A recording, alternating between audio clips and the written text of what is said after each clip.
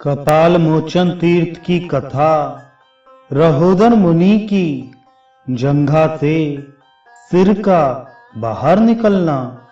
लोमहर्षण ने कहा, ऋषियों, सप्त सारस्वत के बाद श्रद्धा से युक्त होकर औशनस तीर्थ में जाना चाहिए, जहां शुक्र सिद्धि प्राप्त कर गृहस्थ को प्राप्त हो गए।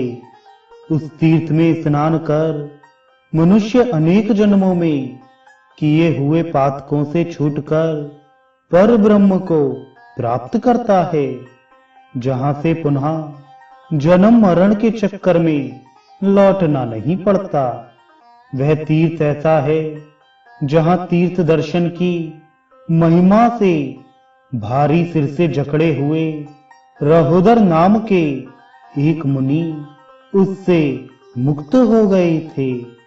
ऋषियों ने पूछा, रहोदर मुनि सिर से ग्रस्त कैसे हो गए थे और वे उससे मुक्त कैसे हुए? हम लोग उस तीर्थ के महात्म्य को आदर के साथ सुनना चाहते हैं, जिसकी महिमा से ऐसा हुआ। लोमहर्षण जी बोले, द्विज श्रेष्ठों, प्राचीन काल में दंडकारण्य में रहते हुए रघुवंशी महात्मा रामचंद्र ने बहुत से राक्षसों को मारा था। वहां एक दुष्टात्मा राक्षस का सिर तीक्ष्ण धार वाले छुर नामक बाण से कटकर उस महावन में गिरा। फिर वह संयोगवश वन में विचरण करते हुए रहोदर मुनि की जंघा में उनकी हड्डी को तोड़कर उससे चिपट गया। महाप्राज्ञ वे ब्राह्मण देव जंघे की टूटी हड्डी में उस मस्तक के लग जाने के कारण तीर्थों और देवालयों में नहीं जा पाते थे। वे महामुनि दुर्गंधपूर्ण पीप आदि के बहने के कारण तथा वेदना से अत्यंत दुखी रहते थे।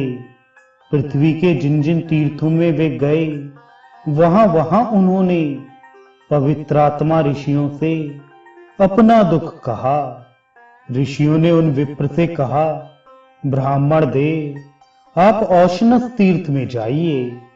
लोमहर्षण ने कहा, द्विजों, उनका यह वचन सुनकर रहोदर मुनि वहां से औशनस तीर्थ में गए।